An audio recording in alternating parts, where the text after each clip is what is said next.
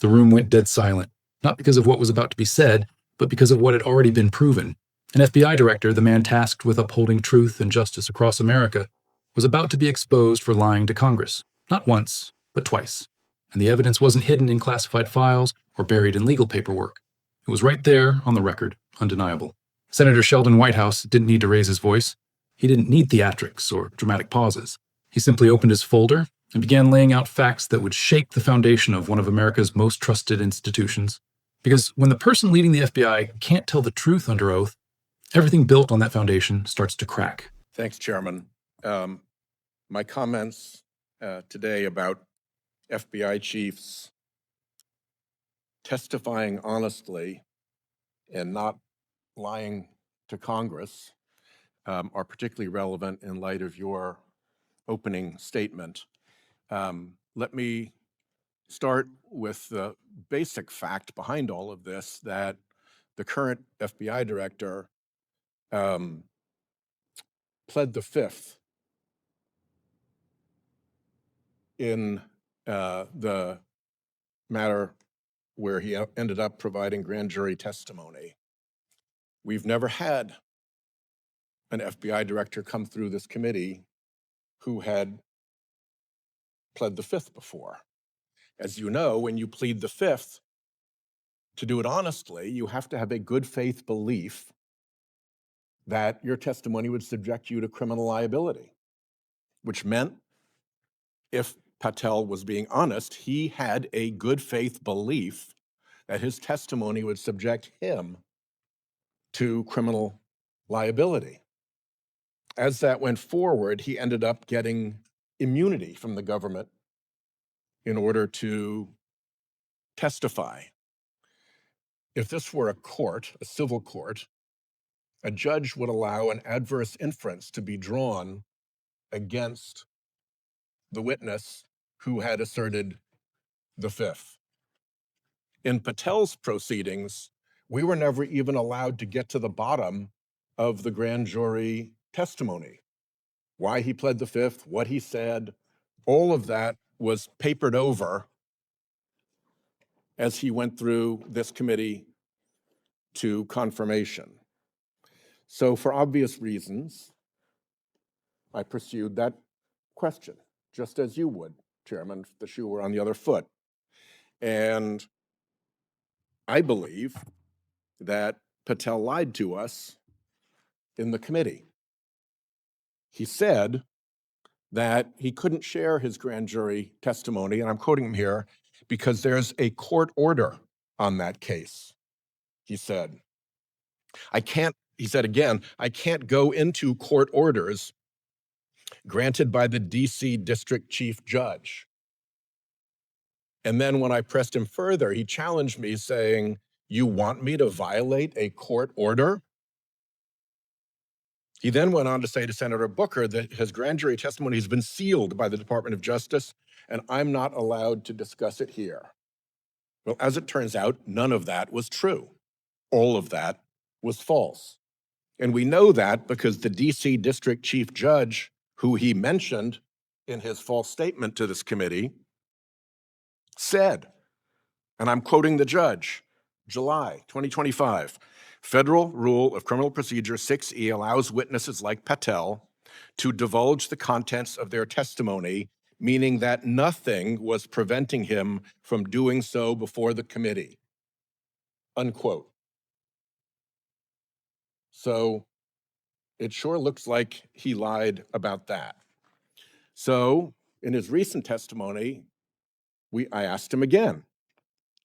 And now he offered the committee a new and different lie, which is that he had released the transcript already. He said, first of all, I'd love my grand jury testimony to be released. I want it made public.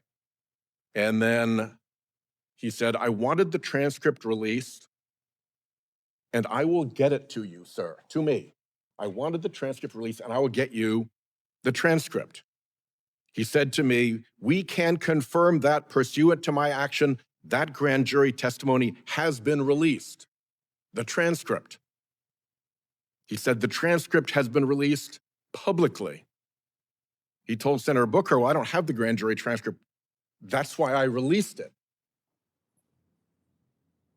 So, as it turns out, no transcript was released. He was making up that lie, probably to get away from having to answer our questions. But now we have an FBI director who first lied in committee about a non-existent court order and had that lie exploded by the actual judge who he claimed had him under court order, and then lied in committee about having released a transcript that we all know has not been released. I think on that state of facts, we're entitled to get the transcript that he says he wants us to have, that he says he released publicly, and that the judge has confirmed is not under any court order of protection. So, Mr. Chairman, I look forward to working with you. I know you have a strong interest in FBI chiefs testifying honestly in this committee and not lying to Congress to try to get to the bottom of what has gone on, because those seem like two pretty flagrant and obviously provable lies. And we'll follow up for further assistance to get to the bottom of this.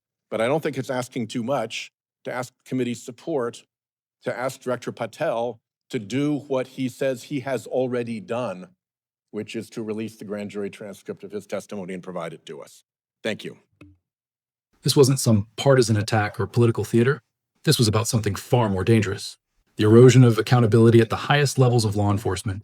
And what Whitehouse revealed in that hearing room would leave everyone asking the same question. If the FBI director lies to Congress and gets away with it, what does that say about the system itself? The answer is more disturbing than you might think, because this story isn't just about one man's deception. It's about a pattern of behavior that threatens the very institutions meant to protect democracy. And it all started with a legal maneuver that no FBI director had ever made before. The White House began with a fact that should have raised red flags from the start. Kash Patel, the current FBI director, had done something unprecedented. He pled the Fifth Amendment when questioned in a grand jury investigation. Think about that for a second. The man now running the nation's premier law enforcement agency once invoked his constitutional right to remain silent, not to protect national security, not to safeguard ongoing investigations, but to protect himself. And here's the thing about pleading the Fifth that most people don't fully understand. You can't just invoke it casually or strategically. Legally, you can only plead the Fifth if you have a genuine, good faith belief that your testimony would expose you to criminal liability. Read that again: criminal liability. So when Patel stood before that grand jury and refused to speak, what he was really saying, whether he admitted it or not, was that he believed his own words could incriminate him in a crime. That's not speculation. That's the legal requirement for invoking Fifth Amendment protection. For anyone in law enforcement, that's a massive red flag. For the person who would go on to lead the FBI, it should have been disqualifying. But somehow it wasn't. Instead, something even stranger happened. The government granted Patel immunity. They essentially said, okay, you can testify now without worrying about prosecution. And just like that, the man who feared his own testimony would implicate him in criminal activity was cleared to speak freely, without consequences. The immunity deal opened doors that should have remained closed. It allowed Patel to move forward in his career, eventually landing the most powerful position in federal law enforcement. But it also created a paper trail of questions that Congress never fully pursued. What was Patel so afraid of revealing? What criminal exposure did he believe he faced? And why did the government decide his testimony was valuable enough to grant immunity rather than pursue whatever crimes he might have been involved in? These weren't conspiracy theories or partisan suspicions. These were legitimate questions rooted in the legal process itself, questions that Whitehouse believed deserved answers. And when he started asking them directly, that's when the lies began. During Patel's confirmation hearings, Whitehouse pressed him on the grand jury testimony. It was a reasonable line of questioning. If someone seeking to lead the FBI had previously pled the Fifth and then received immunity to testify, senators had every right to know what was said. Transparency isn't optional for such a critical position. But Patel had a ready answer, one that sounded entirely legitimate on its surface. He told the committee that he couldn't share his grand jury testimony. The reason? A court order. Patel was clear and confident. He mentioned it wasn't just any restriction, but an order from the D.C. District Chief Judge. When Whitehouse pushed for details, Patel doubled down. He said it again, more forcefully this time. He couldn't discuss what happened in that grand jury room because the court had sealed it. And then came the moment that would define just how brazen the deception was. When Whitehouse continued pressing, Patel looked directly at him and issued a challenge. You want me to violate a court order? It was a power move, designed to make Whitehouse look like he was asking someone to break the law. Patel framed himself as the responsible one, the person respecting judicial authority, while senators tried to push him into illegal territory. To anyone watching without context, it probably seemed reasonable. Court orders are serious. Violating them carries real consequences. And here was a nominee for FBI director showing respect for the judicial process. Except there was one massive problem with Patel's entire explanation. None of it was true. Senator Whitehouse doesn't operate on assumptions or hunches. When someone tells him there's a court order blocking transparency, he checks. And what he found would completely demolish Patel's credibility. Whitehouse went straight to the source, the actual D.C. District Chief Judge that Patel had repeatedly cited as the authority preventing disclosure. And the judge's response was crystal clear. There was no such order. Zero. The judge stated explicitly in July 2025. The Federal Rule of Criminal Procedure 6E allows witnesses like Patel to divulge the contents of their own grand jury testimony whenever they choose. Let that sink in for a moment. The very rule that governs grand jury secrecy specifically permits witnesses to discuss their own testimony. Patel wasn't bound by any court order. He wasn't restricted by judicial decree. He wasn't respecting legal boundaries. He was fabricating them, and he did so before the United States Senate under oath, while seeking confirmation to lead the FBI. This wasn't a misunderstanding or a mistaken interpretation of complex legal language. Patel specifically invoked a judge by name and claimed that judge had issued an order preventing him from speaking. The judge then confirmed no such order existed and that the law explicitly allowed what Patel claimed was forbidden. That's not spinning the truth or being selective with facts. That's creating a false legal barrier out of thin air to avoid accountability. And for someone about to take control of federal investigations, it revealed something deeply troubling about how he views honesty. But here's where the story takes an even darker turn. Because when most people get caught in a lie, especially one that's been publicly debunked by a federal judge, they typically try to come clean, or at least stop making things worse. Patel did the opposite. When Whitehouse questioned him again in more recent testimony, giving him a chance to set the record straight, Patel didn't admit the truth. He invented a brand new lie. This time, Patel claimed that his grand jury testimony had already been released, not just to the committee, but to the public. He said it with the same confidence he'd used when fabricating the court order. He told Whitehouse directly that he wanted the transcript made public and that he'd already taken action to make it happen. Patel even went further, assuring Senator Booker and others that the transcript had been released and that he would get them copies. "We can confirm that pursuant to my action, the grand jury testimony has been released," he stated clearly.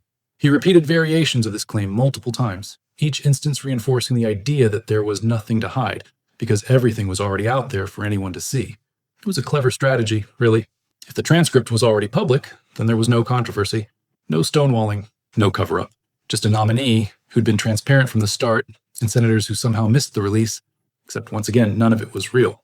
No transcript had been released. Not to the public, not to the committee, not to anyone. Whitehouse and his staff confirmed it beyond any doubt. They searched for this supposedly public document. They followed up with every relevant office and department. They checked every possible avenue where such a release might have occurred. Nothing. The transcript Patel claimed had been made available to the world simply didn't exist in any public or accessible form, which meant Patel had now lied to Congress twice about the exact same issue. First, he created a fake legal obstacle to justify his silence. When that fell apart, he invented a fake transparency action to suggest there was nothing left to disclose. Both lies were easily disprovable. Both were made under oath. And both revealed a pattern that should terrify anyone who cares about honest governance. Think about what this means in practical terms. Kash Patel now leads the FBI, an organization responsible for investigating corruption, fraud, and violations of federal law. His agents interview witnesses, gather evidence, and build cases based on sworn testimony. The entire system depends on people telling the truth, especially under oath. Lying to federal investigators is a serious crime. People go to prison for it regularly. Yet here's the director of that very organization, apparently willing to lie to the United States Senate when the truth becomes inconvenient. What message does that send to every agent, every prosecutor, and every witness involved in FBI investigations? If the director himself treats truth as negotiable, how can anyone else be expected to maintain higher standards? The implications extend far beyond Patel's personal credibility. When Whitehouse laid out both lies with supporting evidence, he wasn't just attacking one political appointee. He was exposing a fundamental crack in the system of accountability that's supposed to keep powerful institutions in check. Congressional oversight only works if witnesses provide honest testimony. When they lie, senators have limited tools to verify the truth, especially about matters involving grand juries, classified information, or complex legal proceedings. They have to trust that nominees and officials respect the oath they take. They have to believe that the threat of perjury charges provides enough deterrent to keep testimony honest. But what happens when that trust is violated with no real consequences? That's the question hanging over this entire situation. Because as of now, despite clear evidence of false statements to Congress, Patel remains in his position. No perjury charges have been filed. No ethics investigation has been announced. No accountability has materialized. And that silence sends its own message. It suggests that lying to Congress, at least for certain people in certain positions, has become a low-risk strategy. Get caught, move on, and hope the news cycle buries the story before anyone demands real consequences. It's a calculus that only works if institutions stop enforcing their own rules. And unfortunately, that seems to be exactly what's happening here. Whitehouse's demand was straightforward and impossible to dismiss. He wants the grand jury transcript that Patel claims to have already released. Not some summary, not selected excerpts. The full testimony that Patel gave under immunity after pleading the Fifth. And his reasoning is airtight. The D.C. District Chief Judge confirmed there's no court order preventing release. Patel himself repeatedly stated he wanted it made public and claimed he'd already done so. So there's literally no legitimate reason to continue withholding it. If Patel was telling the truth about wanting transparency, he can prove it right now by providing what he says already exists. If he was lying, well, that needs to be exposed and addressed before he does any more damage to the FBI's credibility. This isn't about partisan politics or gotcha moments. It's about establishing basic standards of honesty for people wielding enormous power. The FBI director has access to intelligence that could destroy lives and careers. He oversees investigations into corruption, foreign interference, organized crime, and terrorism. His decisions ripple through every level of federal law enforcement. And that kind of authority demands unimpeachable integrity. It requires someone who values truth above personal convenience. And when that person demonstrates a willingness to lie under oath, not once, but repeatedly, the entire structure of accountability starts to collapse.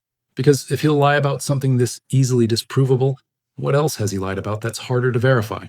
Whitehouse made another crucial point that often gets overlooked in these discussions. In civil court proceedings, when a witness invokes the Fifth Amendment, judges can allow what's called an adverse inference. Essentially, the jury is permitted to assume the worst about why that person refused to testify. It's a legal recognition that innocent people with nothing to hide generally don't refuse to speak. But in Patel's confirmation process, Congress never even got to that standard of scrutiny. They were told about a non-existent court order. They were assured of a transcript release that never happened. They were stonewalled with fabricated legal barriers, while the actual law explicitly permitted disclosure. The committee was denied the chance to evaluate Patel's testimony or draw their own conclusions about what his Fifth Amendment plea really meant. That's not how the process is supposed to work. Senate confirmations exist specifically to vet candidates for critical positions before they assume power. It's the last checkpoint before someone takes control of an institution as consequential as the FBI. And that checkpoint only functions if nominees provide truthful information. When they lie, they're not just deceiving senators. They're undermining the entire constitutional framework of checks and balances. They're short-circuiting the system designed to prevent unqualified or dishonest people from wielding federal authority. And they're betting that political tribalism or bureaucratic inertia will protect them from accountability even after the lies are exposed. So far, that bet seems to be paying off for Patel. Despite everything Whitehouse presented, despite the judge's contradiction, despite the missing transcript, there's been no significant pushback from congressional leadership. No demands for his resignation, no calls for perjury investigations, just the usual partisan divide, where one side minimizes the lies and the other side lacks the power or will to force consequences. It's a depressingly familiar pattern in modern Washington, where scandals that would have ended careers a generation ago now barely register for more than a news cycle. But Whitehouse seems determined not to let this one fade quietly into the background noise. His closing statement wasn't a partisan attack or an angry rant. It was a clear warning about what's at stake when institutions stop policing themselves. He reminded the committee that they have a responsibility to ensure FBI directors testify honestly, not just because it's legally required, but because the alternative is catastrophic for public trust. When people stop believing that law enforcement operates with integrity, when they see directors lying under oath without consequences, it corrodes faith in the entire system. And once that faith is gone, it's almost impossible to rebuild. You can't investigate corruption credibly if your own leadership is corrupt. You can't demand honesty from witnesses if your director models dishonesty. You can't uphold the law if you're not willing to follow it yourself. That's why Whitehouse insists on getting the transcript. Not to embarrass Patel or score political points, but because allowing this level of deception to stand unchallenged sets a precedent that will haunt Congress and the FBI for years to come. If Patel can lie about easily verifiable facts with no repercussions, what message does that send to every future nominee? What does it tell current FBI agents about the standards they're expected to uphold? How can prosecutors credibly charge defendants with lying to federal investigators when their own director lies to Congress? These aren't hypothetical concerns. They're the practical consequences of normalized dishonesty at the highest levels. And here's the thing that should worry everyone, regardless of political affiliation. This isn't really about Kash Patel as an individual. It's about whether we still have functional systems of accountability, or whether we've transitioned into an era where powerful people simply aren't bound by the same rules as everyone else. Because if an FBI director can provably lie to Congress and keep his job, then what does accountability even mean anymore? What standards still matter? What lines can't be crossed? The answer seems to be that there aren't many left. And that's not a partisan problem. It's an institutional crisis that threatens everyone who depends on honest government. Whitehouse ended his remarks by expressing confidence that the chairman shares his commitment to honest testimony from FBI leadership. It was a diplomatic way of putting pressure on his colleagues to act. Because this isn't something that should divide along party lines. Lying under oath is wrong whether you're a Democrat or Republican, whether you were appointed by Trump or Biden or anyone else. The oath itself is supposed to transcend politics. It's a recognition that some principles have to remain sacred if government is going to function at all. And if Congress won't defend those principles when they're this blatantly violated, then the institution itself becomes complicit in the erosion of accountability. So now we wait to see what happens next. Will Congress compel Patel to release the transcript he claims is already public? Will there be any investigation into the false statements he made under oath? Will anyone in power actually enforce the rules that are supposed to govern this process? Or will this story, like so many others, simply disappear into the endless cycle of outrages and scandals that define modern politics? The answer will tell us a lot about where American institutions actually stand right now, whether they're still capable of self-correction, or whether we've reached a point where lying to Congress is just another accepted behavior for people at the top. What makes this moment so critical is its simplicity. This isn't about classified information or complex legal interpretations or classified sources and methods. The lies Whitehouse exposed are straightforward and easily provable. A judge said there was no court order. No transcript was ever released. Those are facts, not opinions. They can't be spun or reframed or explained away with clever rhetoric. Either Patel told the truth or he didn't. And the evidence overwhelmingly shows he didn't. Which means Congress now faces a choice that will define how seriously we still take honesty in government. They can demand accountability, or they can look the other way. There's no middle ground on something this clear-cut. For Whitehouse, this fight seems personal, but not in a petty way. It's personal in the sense that he clearly believes democratic institutions can't survive if truth becomes optional. His entire presentation was built on that conviction. He didn't speculate or exaggerate. He simply presented the timeline of Patel's statements alongside the evidence contradicting them. Court order that didn't exist. Transcript that was never released. Two lies, both documented, both made under oath before Congress, and his conclusion was inescapable. If we accept this behavior, if we normalize it by doing nothing, we're actively choosing to dismantle the standards that make oversight meaningful. That's what's really at stake here. Not just one man's credibility, but the entire framework of accountability that's supposed to constrain power. Because power without accountability doesn't stay contained for long. It expands, it abuses, and it eventually corrupts everything it touches. The FBI, more than almost any other agency, needs to be above reproach precisely because it wields such enormous authority over people's lives. Its investigations can destroy reputations, end careers, and send people to prison. That power is only legitimate if it's exercised honestly and held to the highest standards. When the director himself can't meet those standards, the whole system becomes suspect. And that's exactly what Whitehouse is trying to prevent. Not through partisan attacks or political theater, but through methodical documentation of provable lies and persistent demands for accountability. He's betting that at least some of his colleagues, regardless of party, still care enough about institutional integrity to act. He's hoping that the evidence is too clear and the stakes too high to simply ignore. But whether that bet pays off remains to be seen, because the unfortunate reality is that Washington has become very good at ignoring inconvenient truths when political convenience demands it. The transcript Patel claims to have released would answer a lot of questions. It would show what he was so afraid of saying before immunity was granted. It would reveal what testimony was important enough for prosecutors to offer him protection from charges. And it would either vindicate him or confirm that his Fifth Amendment plea was justified because he was indeed involved in something criminal. That's why its continued concealment is so damning. If it truly contained nothing problematic, releasing it would be the easiest way to end this controversy. The fact that it remains hidden, despite repeated claims that it's already public, suggests there's something in that testimony that Patel really doesn't want people to see. Sunlight, as the saying goes, is the best disinfectant. And right now, there's a lot of shadow surrounding Kash Patel's grand jury testimony. Shadows that wouldn't exist if he'd simply been honest from the start. Instead, he created false legal barriers, made up transparency actions that never occurred, and forced senators to waste time and energy disproving lies that never should have been told. That pattern of behavior, more than any single statement, reveals something troubling about how he views his obligations to Congress and to the American people. It suggests he sees transparency as a threat rather than a responsibility. And that's not the mindset you want in someone leading federal law enforcement. So the question for Congress now is simple. Do they still have the will to enforce their own rules? Can they compel a sitting FBI director to provide testimony he's repeatedly claimed is already public? Will they follow through on Whitehouse's demand for accountability, or will political calculations override institutional obligations? The answer will echo far beyond this single case.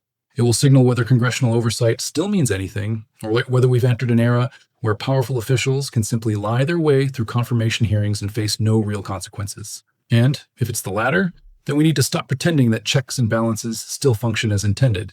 Because at the end of the day, democracy isn't just about elections and legislation. It's about accountability. It's about ensuring that people with power answer for their actions and their words. It's about maintaining standards that apply to everyone, regardless of position or party. And when those standards collapse, when lying under oath becomes acceptable, everything else starts to unravel. That's not hyperbole. That's history. Every failed democracy got there by slowly abandoning the principles that kept it honest. And the abandonment always started with small compromises, with letting powerful people slide on things that seemed inconvenient to prosecute. Until one day, nobody's held accountable for anything, and the whole system exists only to protect those at the top. We're not there yet. But cases like this show how easily we could get there if we're not careful. If Whitehouse's demands are ignored, if Patel keeps his position despite provable lies, if Congress decides that oversight isn't worth the political hassle, those are the small compromises that lead to bigger collapses. And once institutional integrity is gone, getting it back is almost impossible. So maybe, just maybe, it's worth fighting for now while there's still something left to save. Maybe it's worth demanding that an FBI director who lied to Congress face real consequences.